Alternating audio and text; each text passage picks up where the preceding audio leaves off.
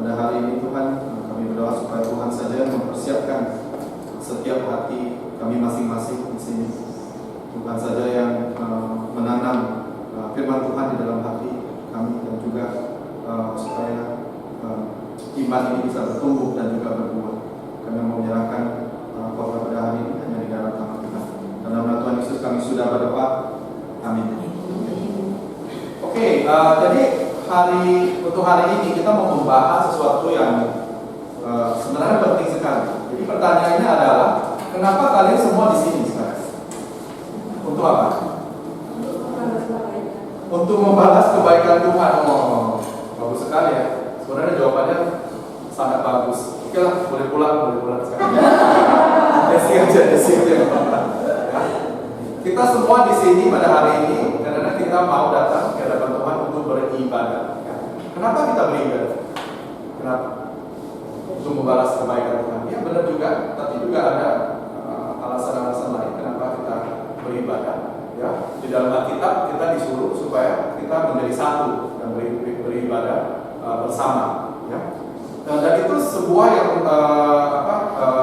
tema ya, yang sangat penting. Ya. Jadi kadang-kadang kita ke gereja setiap minggu, tapi kita nggak tahu kenapa ke gereja. Ya, kadang-kadang kita ke gereja karena dari kecil orang tua udah suruh ke gereja. Ada yang ke gereja karena nggak mau masuk neraka. Ya, ada yang begitu. Nah, takut ya kalau nggak ke gereja, kan Tuhan, kamu pernah ke gereja nggak pernah? Oh, ya, dihukum ya.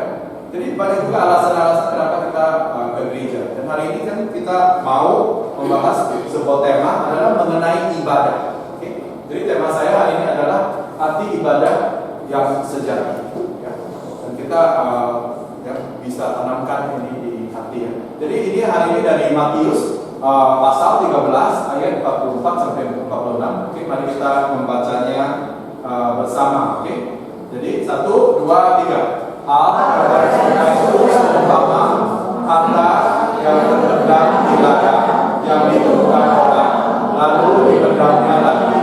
Oleh sebab sukacitanya, pergilah ia menjual seluruh miliknya, lalu membeli ladang itu. Demikian pula hal kerajaan surga itu seumpama seorang pedagang yang mencari setelah ditemukannya mutiara yang sangat berharga, ia pun pergi menjual seluruh miliknya, lalu membeli mutiara itu. Ya, saya itu sebenarnya kan papa saya tahu ya, mama saya itu kan sebenarnya pendeta ya. Jadi saya sejak kecil itu sudah biasa datang ke gereja. Dan dari kecil itu saya juga tidak mengerti kenapa harus ke gereja. Itu sebetulnya adat di keluarga lah ya, ke gereja. Tetapi setelah saya mulai bertumbuh di dalam iman, mulai lebih lagi mengenal pada Tuhan ya, dan mulai lagi mengerti kasih Tuhan dalam hidup saya. Jadi saya mulai mencintai orang-orang di gereja dan juga gereja. Ya. Tetapi ketika saya setiap kali saya datang beribadah, itu saya merasa kayaknya tidak begitu seret gitu ya. Apalagi di dalam puji-pujiannya. Ya. Ketika saya datang, kan soalnya saya dari gereja yang lumayan tradisional. Setiap kali puji-pujian itu pakai organ, pakai semua ya. Tapi ketika saya masih muda, saya kan maunya nggak mau organ dong, saya maunya drum, ya. Saya maunya rock and roll, ya. Saya maunya puji-pujian yang sangat meriah-meriah sekali lah ya. Dan karena itu menurut saya suka datang ke gereja karena orangnya. Tapi ketika saya beribadah di sini, saya tidak bisa masuk beribadah karena lagu-lagu itu menurut saya kayaknya tidak pas. Ya. Jadi ada yang pernah merasa begitu? Tidak pernah. Ada yang kalian suka semuanya lagu yang kita nyanyikan? Takut deh. Takut menjawab kalau jawab salah tadi. Ya, oke. Dan tapi ketika saya kecil itu saya pernah sekali ya, pergi ke konser rock. Pernah ke konser? Pernah ya? Konser apa itu? Di Indonesia pernah ada konser dangdut ya? Ada yang ada konser apa? Siapa? Siapa ya penyanyi yang apa gitu?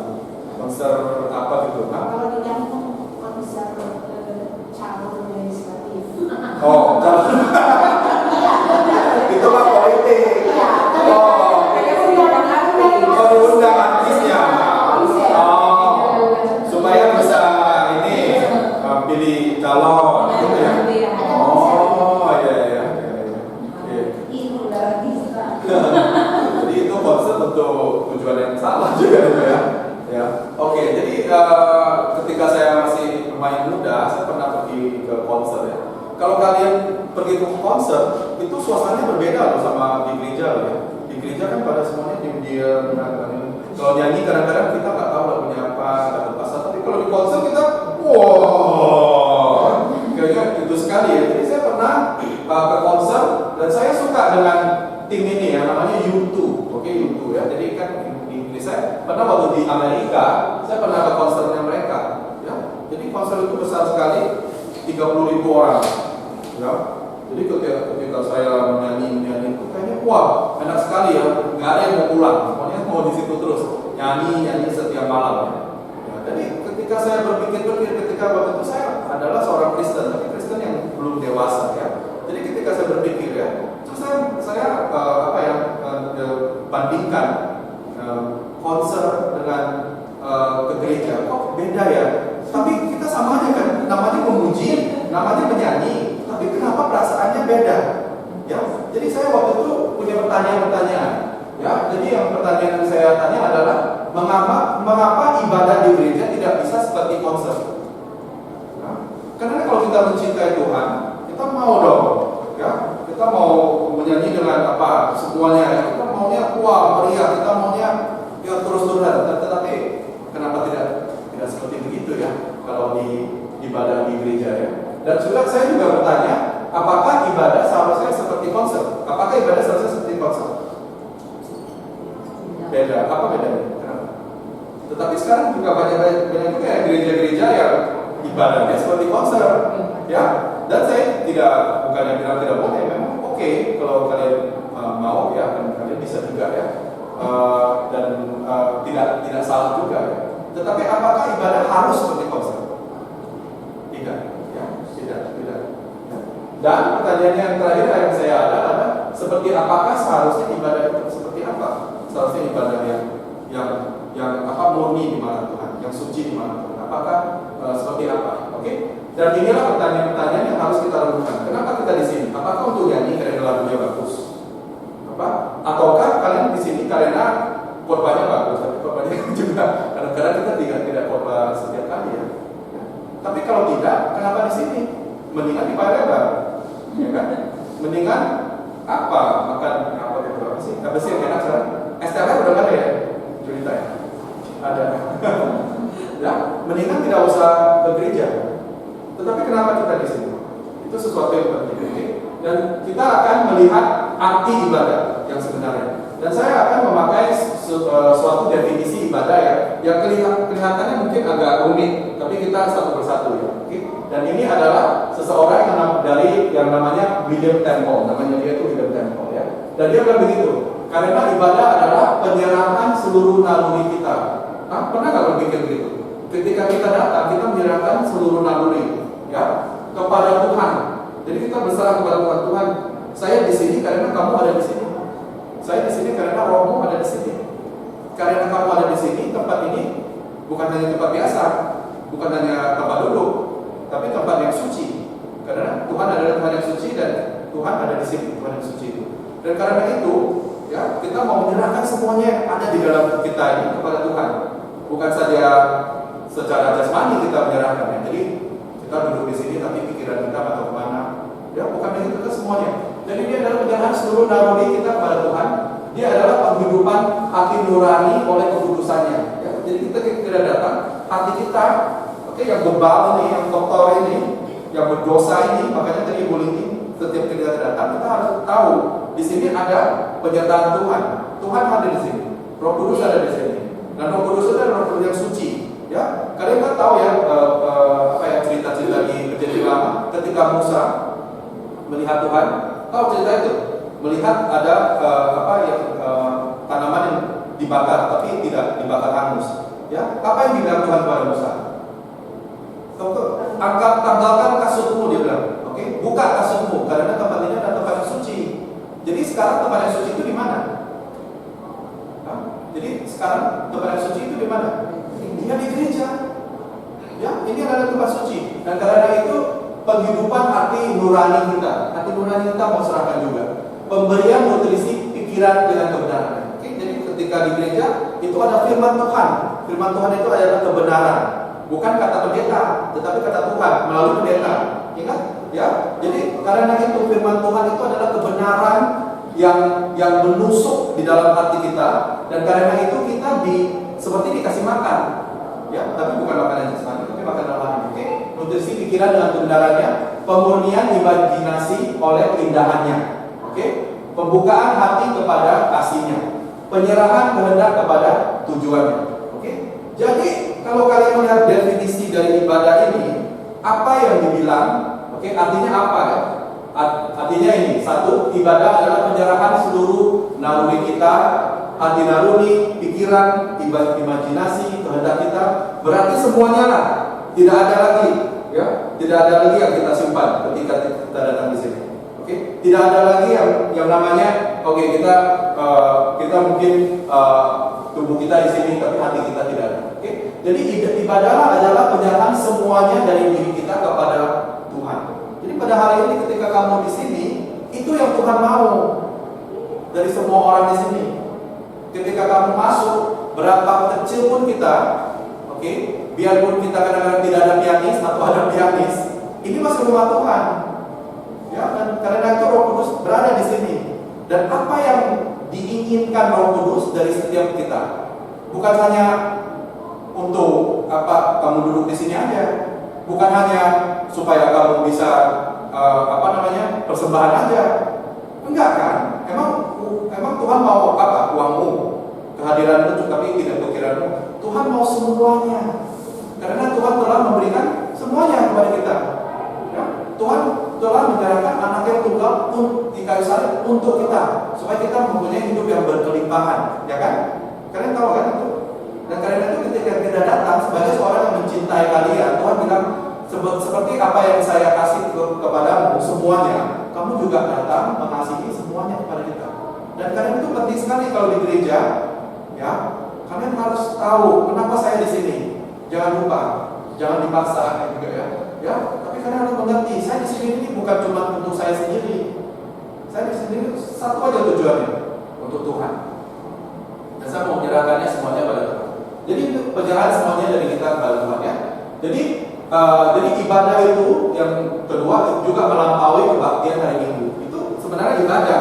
Ibadah bukan hari Minggu, bukan hari Minggu aja, tapi setiap hari, setiap detik. Ya, berarti kekristenan kamu ini bukan cuma hari Minggu aja. Nah, hari Minggu suci. Ya, kalau hari biasa apa? Kayak setan kan? Ya, kan ada yang begitu kan? Hari Minggu kayak malaikat. Ya? Tapi kalau udah hari Senin, hari Selasa, kata-katanya kan sudah keluar semua. Apa pula kau ini? Ya, kan banyak orang yang begitu ya. Kadang-kadang ada juga ya yang bawa mobil kalau di gereja tuh suci-suci. Tetapi kalau udah di tempat parkir marah-marah. Oh iya ya. Ya, kalau udah tempat parkir marah-marahin orang. Tapi kalau kamu benar-benar menyembah Tuhan, dan kalau kamu benar-benar mengerti arti ibadah, dan kamu mengetahui ibadah itu adalah setiap hari, ya, karena kamu adalah anak Tuhan setiap hari. Nggak ada kan yang namanya anak Tuhan Sabtu Minggu, ada yang namanya anak Tuhan Sabtu Minggu. Anakku juga cuma Sabtu Minggu anakku, nggak kan? Kalau kamu punya anak itu anak kamu setiap detik setiap hari. Itu sama dengan Tuhan. Tuhan mau kita menjadi anak Tuhan setiap detik setiap hari. Ya, selamanya ya, selamanya. Ya. Oke? Jadi ada juga ini adalah definisi yang juga lumayan penting. Okay? Ibadah itu adalah Inggrisnya namanya worship. Jawab nanti ya. Worth itu adalah layak. Jadi ibadah itu adalah kelayakan. Ya. Jadi di dalam bahasa Inggris yang kuno, oke? Kalau kamu tahu bahasa Inggrisnya ibadah itu adalah worship, tahu ya? Worship ya. Tapi sebenarnya worship itu adalah datang dari kata Inggris kuno yang berarti worship. Oke, worth itu adalah layak. Oke, layak dipuja. Jadi berarti kata ibadah itu adalah setiap kali kita datang, oke, kita sebenarnya memuji seseorang yang layak dipuji. Itu adalah ibadah. Oke, jadi setiap kali kamu datang, kamu pertanyaannya adalah siapa yang saya puji? Apakah orang ini layak saya puji? Ya kalau nggak, ngapain saya puji? Ya kalau nggak layak ya nggak usah ya. Oke, jadi memiliki arti kelayakan atau layak untuk disembah atau dipuji. Oke. Dan ini dari seorang penulis teologi ya, namanya Tim Keller. Dia bilang begini, ibadah adalah tindakan memberikan nilai tertinggi kepada Tuhan. Jadi kita mengasih nilai ke sesuatu. Kan banyak kan kamu di dalam hidup ini ada yang berharga kan? Kalau yang berharga itu nilainya tinggi kan? Yang tidak berharga nilainya rendah kan? Ya, yang pokoknya asal-asal aja nggak apa-apa. Ya, tapi kalau yang berharga itu kamu pelihara kan? Kamu kasih, kamu lindungi kan? Ya. Sama ketika kita datang kita harus kita memberikan nilai tertinggi kepada Tuhan. Jadi kita bertanya, oke, di dalam hidupmu Tuhan itu nilainya berapa? Nah itu introspeksi diri sendiri. Saya nggak bisa kasih kepada kamu. Dan kamu di dalam sekarang ini pasti jawabannya 100, ya kan? Semuanya jawabannya melalui mulut, ya Tuhan itu sangat penting, sangat mulia. Jawabannya 100. Tapi di dalam hatimu benar nggak? Itu kamu yang tahu. Tuhan tahu, kamu tahu, saya nggak tahu. Ya. Jadi pertanyaan kepada kamu adalah di dalam hatimu Tuhan itu nilainya berapa? 50, 40, 32, 25,1? Apa? 100? Enggak Tuhan tadi. 200%. Ya. Jadi itu jawaban dari hatimu, ya. Dan nilai itu Tuhan melihat betapa berharganya dia dan hidup sesuai dengan hal itu sedemikian rupa sehingga mengubah hidup Anda. Oke? Jadi maksudnya kalau kamu benar-benar menaruh nilai tinggi kepada Tuhan, kamu hidupmu juga harus dirubah oleh Tuhan. Jangan bilang bahwa kamu berharga sekali ya, kamu begitu sekali ya. Tapi kalau dipanggil sama Tuhan, kamu pergilah ke sini. Enggak mau lah Tuhan, capek. Kamu inilah memberitakan Injillah ke ini teman ini. Enggak mau lah Tuhan, malu, ya kan? Kalau benar-benar ini berharga, kamu pasti bilang, ya Tuhan, saya mau. Jadi itu mengubah hidup. Itulah iman sebenarnya, itu ibadah yang sebenarnya. Ibadah merubah hidup. Nanti ibadah merubah hidup karena kamu menaruh nilai yang tinggi kepada Tuhan. Jadi apa yang diperintahkan Tuhan itu adalah perintah kepadamu yang kamu mau ikuti. Karena ibadah merubah hidup. Oke? Jadi ini yang menurut Keller ya. Jadi pertanyaannya sekarang adalah Tuhan itu layak disembah atau tidak layak disembah? Ya. Dan pertanyaan mengenai layak atau tidak layak itu ya ada sesuatu yang sangat subjektif. Ngerti nggak kata subjektif? Ya, subjektif sekali ya. Itu susah sekali dibilang oh Tuhan itu layak atau tidak layak. Itu sesuatu yang kamu harus berdoa dan kamu harus datang di hadapan Tuhan dan kamu harus jujur di hadapan Tuhan. Tuhan, apakah kamu layak atau tidak layak? Soalnya di dalam dunia ini ada benda-benda yang berharga tapi menurut kamu tidak layak. Ada juga benda-benda yang tidak begitu berharga tapi menurut kamu adalah wah sangat layak sekali. Ya. Oke? Jadi itu penting. Misalnya ya, kalian kan punya anak. Kalian tahu kalau anak kamu itu bukan yang tercantik di dunia, bukan yang terpandai di dunia, bukan yang apa. Tapi menurut kamu anak kamu itu adalah yang paling berharga. Ya. Jadi harga itu harus kamu tentukan. Jadi Tuhan itu berapa harganya ya? Ya kan jadi pertanyaannya apakah Tuhan itu layak sekali dan berharga sekali sehingga saya mau menyerahkan diri saya dan saya mau di sini menyembah Tuhan. Jadi layak tidak layak itu pertanyaan yang sangat subjektif ya untuk semua orang ya. Ketika saya dulu ya di gereja saya kerja di gereja saya dulu itu saya suka makan siang di Newton. Tahu Newton ya? Ada yang pernah ke Newton? Newton Food Center ya, Newton Food Court. Oke. Newton Food Court itu sebenarnya banyak orang turis. Dan ini sebelum COVID ya, sebelum COVID. Jadi saya suka makan di situ. Saya suka makan ini bakminya. Oke. Bakmi daging, meatball, bakso. babi baksonya ya. Dan saya selalu makan. Setiap kali makan itu ya dia kan $5, oke, $5 ya. Tapi ada satu kali ya ketika saya lagi mau beli bakmi itu, kebetulan saya melihat itunya fishball. Ada bakso ikannya, fishball. Fishball tahu lah ya fishball. Saya melihat fishball ya, fishballnya mau fishball dan terus saya bilang taruh fishball lah katanya. Saya bilang taruh fishball juga. Dulu itu dia udah taruh, terus dia kasih ke saya, dia bilang $7. Ada extra fishballnya. Terus saya bilang, mahal banget $7. Ya, pada itu saya lihatin, saya nggak pernah makan itu ya bakcomi ya $7 ini saya nggak pernah. Ya, dan ketika saya mahal sekali ya, padahal terusnya saya melihat itu ya bakso ikannya kecil-kecil, cuma 2 dikasih. $1. Ya. Jadi ketika saya melihat itu, saya bilang, nah ini mah tidak layak, not worth it. Saya bilang, not worth it.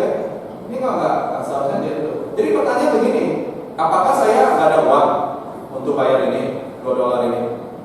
Ada uang, tapi menurut saya tidak layak. Kenapa? Karena itu menurut saya tidak ada nilainya. Ya tidak ngapain saya begitu? Ya. Dan kadang-kadang kita melihat, sekarang pertanyaannya kembali, ketika kita melihat Tuhan, layak atau tidak layak? Kalau kamu melihat Tuhan cuma sebenarnya ngapain sih capek-capek apa segala itu, tidak layak, kamu tidak akan ada di sini. Tapi kalau kamu tuh melihat Tuhan seperti sangat berharga sekali, kamu pasti akan semuanya naruh kamu pasti akan di sini ya. Jadi masalah kelayakan tentu saja bukan masalah keterjangkauan, bukan berarti kamu bisa bayar atau tidak bisa bayar, itu bukan begitu, bukan masalah itu. Tapi apakah menurut kamu di dalam hati layak atau tidak layak ya? Jadi kelayakan tidak bergantung pada harga, tidak bergantung pada keindahan, dan tidak bergantung pada faktor lain seperti kekuatan atau perangkat. Jadi tidak objektif. Dia itu adalah sesuatu yang subjektif. Ya. Jadi kita harus lihat itu. Dan inilah yang dibilang di dalam naskah kita pada hari ini di Matius pasal 13. Dia bilang begini ya, pasal 44 sampai 44. Jadi inti dari nas ini adalah seberapa besar Anda bersedia membayar untuk kerajaan Allah. Oke? Jadi kita sudah membaca naskah kitab itu ya. Jadi dia seperti seseorang yang sedang menemukan sesuatu yang sangat berharga, dan di dalam naskah kitab itu mereka tidak bilang apakah benda itu, tidak bilang ya. Tetapi karena dia merasa sangat berharga, dia mau menyimpannya. Oke? Dan dia bilang ini sangat berharga sekali, dan karena itu saya mau menyimpannya dan saya mau mengikuti. Jadi inilah inti dari naskah kitab yang tadi ya. Jadi di cerita yang pertama dinyatakan ia menjual seluruh miliknya lalu membeli ladang itu. Jadi yang pertama itu mengenai ladang ya.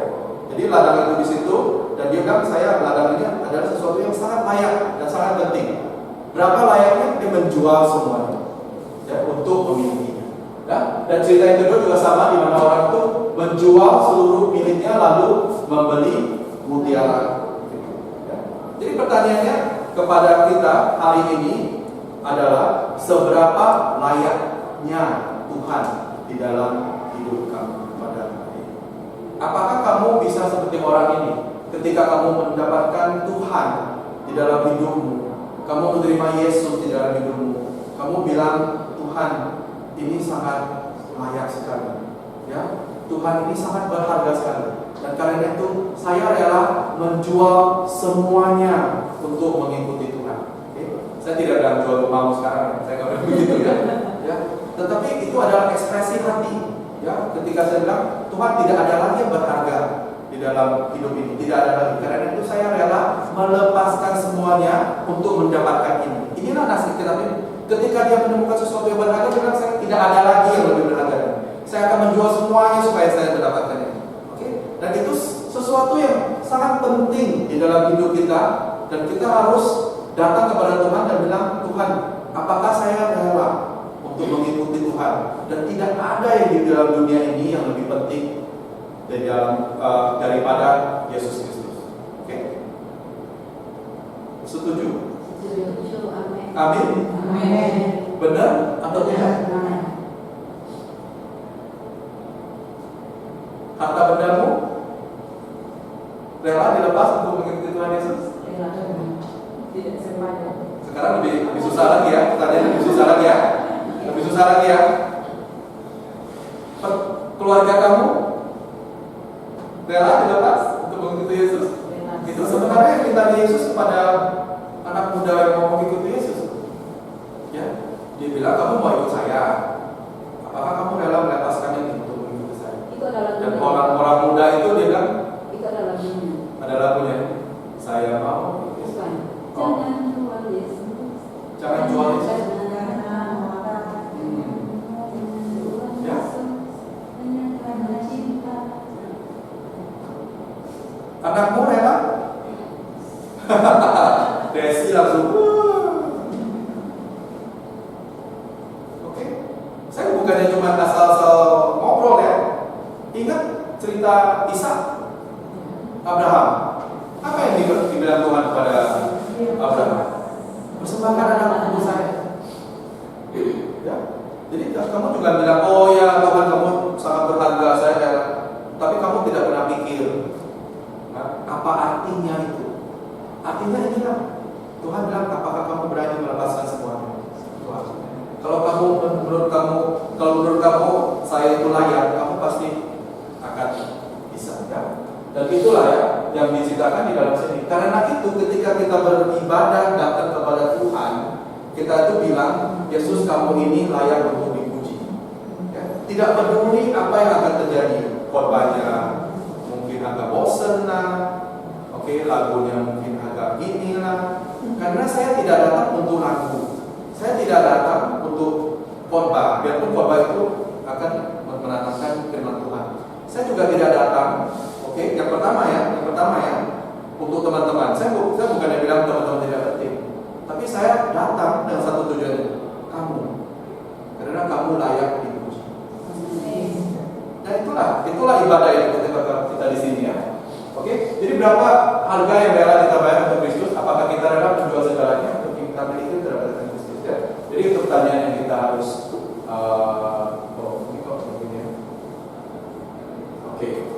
Oke, dan ini saya tidak bahas, ini agak rumit ya. Jadi kadang-kadang ketika kita datang beribadah, kita itu bukannya fokusnya itu bukan ke Tuhan, tapi kepada diri sendiri ya. Ada orang-orang yang di sini ketika nyanyi, terusnya mungkin dalam pikirannya, kok main piano aja begini? Nggak ada ya? Atau mungkin ini boxnya apa tele-tele gitu ya. Jadi kadang-kadang ada orang-orang yang menurut mereka itu yang saya panggil itu hatinya itu hati konsumen. Tahu konsumen? Konsumen tahu ya?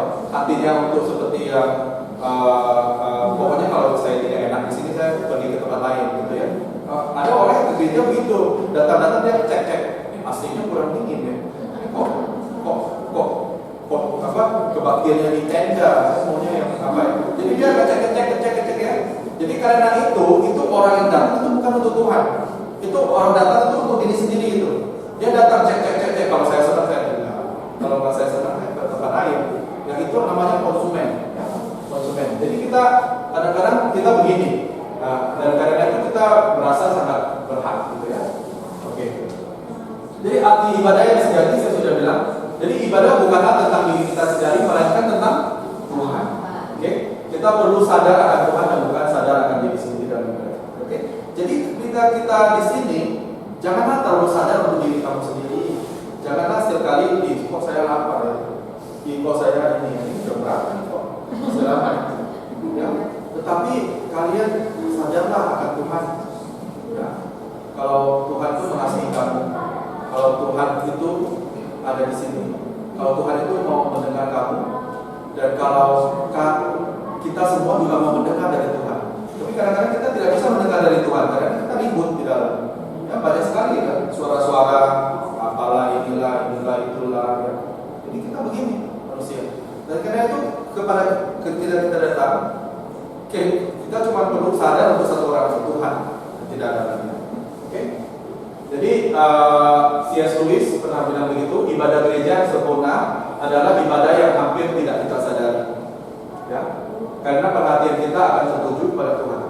Jadi kita tidak komplain. Ya, kita malahan karena kita saking tertujunya kepada Tuhan, kita tidak akan merasa apa yang terjadi di sekitar kita. Karena kita sangat setuju dan kita sangat fokus sekali ya kepada Tuhan. Okay? Dan karena itu ketika kita datang sendiri, saudara-saudara sekalian, utamakanlah Tuhan. Ketika kita mengutamakan Tuhan dalam ibadah, kita tidak hanya akan mengalami kasih, sukacita, kekuatan, kedamaian dan kebenarannya, tapi kita juga akan mampu mengasihi orang lain dengan kasih Tuhan, menguatkan orang lain dengan kuasa Tuhan, dan menghibur orang lain dengan kedamaian Tuhan. Itu sangat penting. Jadi sekarang pertanyaan lagi, ketika kamu memberikan kepada Tuhan, Tuhan pasti tidak akan merugikan kamu. Ketika kamu Tuhan bilang Tuhan saya menyerahkan semuanya. Bukan cuma harta benda, tapi semuanya, ya, keluarga, anak. Ya. Kalau kamu menyerahkan itu kepada Tuhan, Tuhan tidak akan bilang, oke, terima kasih saya akan membawanya. Tapi Tuhan pasti akan memberkati kamu. Karena Tuhan mau apa dari kamu? Mau hati. Ya. Ketika kamu menyerahkan semuanya pada Tuhan, Tuhan tahu hatimu bagaimana, hati di dalam bagaimana, dan Tuhan pasti tidak akan merugikan. Ya. Jadi karena itu ingat ya, semua yang kalian punya di dunia ini itu tidak bisa dibawa. Nah, setelah meninggal tidak bisa dibawa ya. Ada yang bisa dibawa? Gak ada. Itu semuanya adalah fana. Ya, itu semuanya pasti akan itu ya.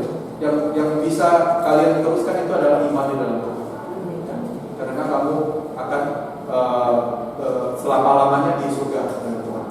Karena itu kamu ingat.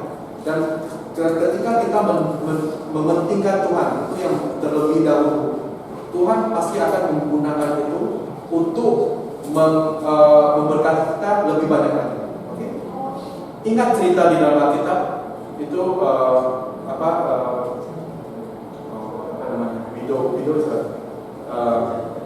janda, ya, janda yang punya sedikit saja uang, tetapi masih diberikan persembahannya, ya. Dan Tuhan Yesus bilang apa? Inilah persembahan yang saya mau. Ketika Tuhan Yesus bilang itu, dia bilang apa? Oh, gak apa-apa, 50% saya juga mau. Apakah Tuhan Yesus bilang begitu? Bukan kan? Tuhan bilang kalau kamu mengasihi Tuhan di dalam waktu manapun juga, di dalam waktu banyak uang atau tidak banyak uang, Tuhan pasti akan mengasihi kamu kembali. Kadang-kadang lebih banyak kan? Ya. Dan karena itu tidak akan dirugikan. Jadi jangan berpikir, Tuhan, saya mungkin mau persembahkan, tapi mungkin tahun depan lah, ketika gaji saya naik. Banyak orang begitu loh, ya. Ketika gaji saya naik, saya baru kasih persembahan, ya. Terus disuruh melayani lah di gereja. Tuhan, saya sekarang lagi sibuk nih, ya. Ntar kalau udah gak sibuk, saya baru mau melayani di gereja. Ya, tapi kamu pikir kamu nggak sibuknya, sampai udah mau meninggal, udah mau pensiun baru nggak sibuk ya. Tetapi setelah pensiun bilangnya, saya juga masih nggak bisa melayani, soalnya saya mau travel, saya mau keliling dunia dengan tidak ada waktu untuk kamu. Kan? Kadang-kadang kita berpikir begitu, kita cuma kasih Tuhan yang sisa. Kalau ada waktu nggak kasih Tuhan, kalau ada uang nggak kasih Tuhan, kalau ada kesehatan nggak kasih Tuhan, ya kan? Tapi Tuhan nggak minta begitu. Tuhan bilang kasihlah semua, biar saya yang atur. Ketika Tuhan atur itu jauh lebih indah. Nah, kamu takut kasih uang yang sedikit untuk Tuhan. Kalau kamu kasih, Tuhan akan menggunakan itu berberkah. Itu adalah pengajaran di sini. Kalau kamu utamakan Tuhan, Tuhan pasti mengutamakan kamu. Oke? Jadi karena itu ketika kita datang ibadah di sini, utamakanlah Tuhan. Oke? Bukan yang pertama. Oke? Nah, jadi saya sudah mau penutup ya. Oke, jadi saya balik lagi. Ini adalah lagu yang tahu lagu ini? Tahu ya? Bahasa Inggrisnya. Oke, saya I love you Lord and I lift my voice to worship you, oh my soul. Jadi kadang-kadang, untuk jangka waktu yang panjang, saya selalu berpikir kalau ibadah kita itu kayaknya tidak begitu meriah, kenapa tidak seperti konser. Tetapi pada waktu Tuhan menjamah hati saya. Ya, pada waktu itu ketika saya kita cuma ada 5 orang, pernah sekali saya cuma 5 orang aja, dan kita kemudian memuji Tuhan. Dan kita tidak ada piano, tidak ada gitar, tidak ada siapa. Dan kita mulai menyanyi lagu ini. Ya. Dan ketika saya menyanyi lagu ini, ya, itu perasaan yang saya tidak bisa ungkapkan. Ya, karena saya merasa pada waktu itu kasih Tuhan ada di dalam hati saya, dan Roh Kudus ada di dalam hati saya. Dan ketika itu saya merasakan perasaan yang sangat dalam sekali di dalam Tuhan, di mana itu menggerakkan hati saya dan juga menggerakkan hidup saya untuk menyembahkan hidup saya kepada Tuhan. Dan ketika itu saya juga berpikir, kenapa kita tidak perlu drum, tidak perlu apa-apa, kenapa puji-pujian yang sangat simpel ini, tetapi Tuhan bisa berada di dalam bersama dengan kita. Kenapa begitu? Dan saya juga mengintrospeksi, dan saya terakhirnya ya baru merasakan kalau ibadah itu adalah sesuatu yang menakjubkan dan surgawi, bukan karena musik atau akustik, bukan. Jadi ibadah itu bukan karena heboh atau tidak, tetapi karena kehadiran Allah yang hidup. Oke, jadi kita beribadah di sini karena Allah ada di sini. Ya, dan kehadiran Allah itu bukan hanya agung dan mengagumkan, tetapi juga dekat dan pribadi. Ya, jadi ada orang yang datang ke sini karena Allah itu sangat agung dan saya takut, ya. Tetapi Allah itu juga adalah Bapa yang mengasihi kita.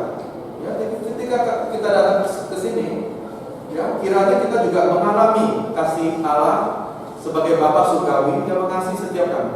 Oke, yang seperti di cerita itu ya, di Alkitab itu yang lari kepada anak-anaknya dan merangkul anaknya.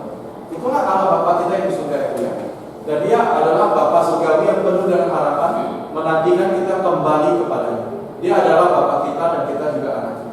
Jadi ketika kita datang ke sini, ya, berserah kepada Tuhan, karena Tuhan menyayangi kita. Dan Tuhan itu adalah Bapa surgawi yang sangat rindu supaya kita bisa kembali, ya, supaya kita bisa menyayangi Tuhan juga. Oke?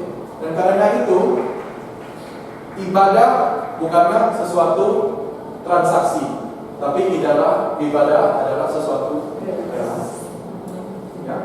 Jadi ketika kita kesini itu bukan suatu transaksi, bukannya Tuhan saya kesini ya, ingat ya, hari Minggu ini saya kesini karena saya orang Kristen baik, makanya saya ke gereja ya Tuhan. Ya. Dan Tuhan juga bilang, oh iya kamu datang ya, dicatat. Ya, oh iya kamu memberikan persembahan bagus ya. Tuhan tidak mau. Ya. Karena itu bukan transaksi, itu bukan yang kayak jual beli. Di sini tidak ada jual beli. Ini semuanya ada relasi. Berarti kita semuanya anak Tuhan dan Tuhan adalah Bapa kita. Itu seperti pulang ke rumah. Ya. Pulang ke rumah ke hadapan papa mama menantu, ya, dan kita makan bersama, kita merayakan bersama, kita ibadah bersama. Ya. Sebenarnya ibadah itu sama dengan itu. Karena kita kembali ke rumah Tuhan. Inilah rumah Tuhan. Ya. Dan kiranya Tuhan Allah Bapa di surga itu mencurahkan Roh Kudus kepada semua, supaya kalian tahu betapa dalamnya kasih Tuhan di dalam kita. Ya. Itulah ibadah. Okay? Semuanya untuk Tuhan, tidak ada untuk kita. Itu bukan transaksi. Kita kesini karena kita adalah anak Tuhan dan kita kembali ke rumah Tuhan. Oke? Dan itu sangat penting. Oke, mari kita berdoa. Tuhan kami semua terima kasih untuk firman-Mu pada hari ini. Tuhan, kami mau berdoa untuk setiap yang di sini. Tuhan, mungkin ada yang bergumul di dalam hidup kami yang merasa susah untuk menyerahkan semuanya kepada Tuhan, karena Tuhan banyak sekali Tuhan dan benda-benda yang penting, mungkin family, mungkin uang, atau mungkin harta benda. Tapi Tuhan, pada hari ini Tuhan, kami tahu kalau Kamu adalah Aba, Kamu adalah Bapa di surga yang menyayangi kami dan beri rindu akan hati yang murni untuk kami. Dan kami berdoa Tuhan, ketika kami datang, kami menyerahkannya kepada Kamu, karena Tuhan, kami tahu apapun yang kami serahkan kepada Kamu, Kamu akan menggunakannya untuk yang terbaik di dalam hidup kita. Dan Tuhan, kami berdoa Tuhan supaya ada iman untuk percaya kepada Tuhan. Dan setiap kali kami beribadah, Tuhan, kami mau mengutamakan Tuhan saja di dalam hidup kami. Kami berterima kasih Tuhan, dalam nama Tuhan Yesus kami sudah berdoa. Amin. Oke,